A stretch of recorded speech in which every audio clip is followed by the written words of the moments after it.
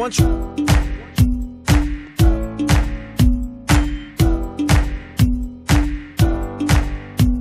Once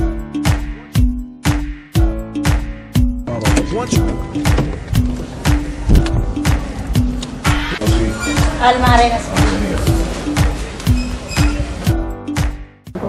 Dalawa po kaming magkapatid na nagpapatakbo ng negosyo. Tapos po, pag po nagta-travel siya, pumupunta sa ibang bansa, ako lang po mag-isa ang nandito sa hardware.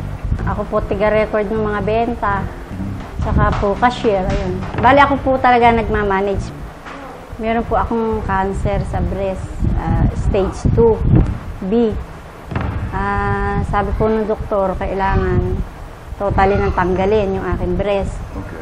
Nag-decide na po kami mag-asawa na mag-chemo. Every 21 days po kasi ang chemo ko sa Cardinal Santos sa Green Hills sa Manila. 12 times po kasi ako na-chemo. Yung pong 1 to 2 times, talaga pong nahihilo ko. Pag uwi ko po ng bahay, mga 2 days akong hindi nakakabangon. Paksak ako sa van, galang po ako, hindi po ako nakakausap. Ngayon po, may nag-alok na po sa akin ng herbal ni Carey. Sabi po niya, mainam eka ito. Wala naman po sigurong masama, kaya sinubukan ko. 3 times a day po ang inom ko. 2 cup bago kumain. Talaga pong mapait, hindi po masarap ang lasa. Siyempre po, gusto ko talagang gumaling. Kaya talagang tinitiis ko yung pait. So itong mga lakas na sinasabi mo sa akin, hindi kaya galing sa medisinang iniinom mo o dito sa herbal ni itong si Mr. Herrera? Nung una, saka pangalawa ko po, hindi pa po ako nagte-take ng herbal. Nahihilo nga po ako. Okay. Talaga pong baksak ako. 2 days po ako nakahiga sa bahay. Nung pong umiinom na po ako ng herbal po ni Carey, yun nga po, naramdaman ko po, hindi na po ako nahilo. Itinuloy-tuloy ko na po. Hanggang sa ngayon po, yari na po yung 12 cycles ko na chemo. Dire-diretso pa rin po.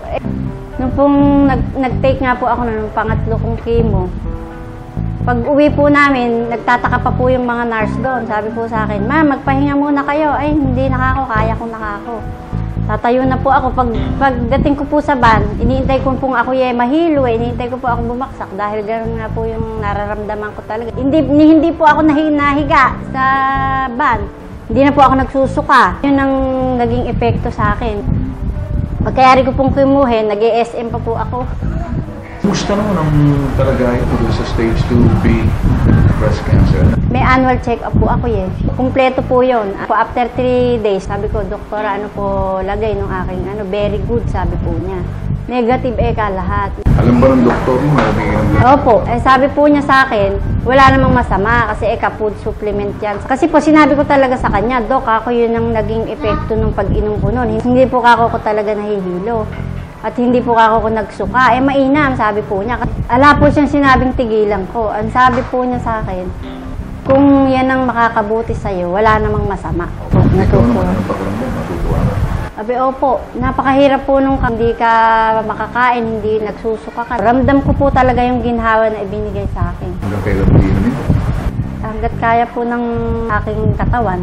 Basta po iinom ako, itutuloy-tuloy ko po yun. Kahit po maintenance lang.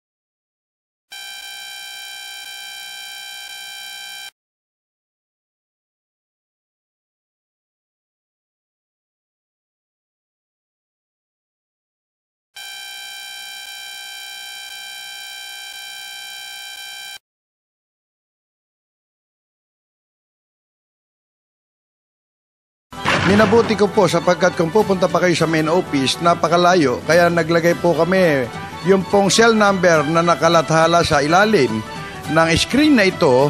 Pwede po kayong makipag-ugnayan at ito po ay sinasabi ko at pinatotohanan, ito po ay authorized distributor ng Abanyong Lingkod mula pa noon at magpakailan pa man.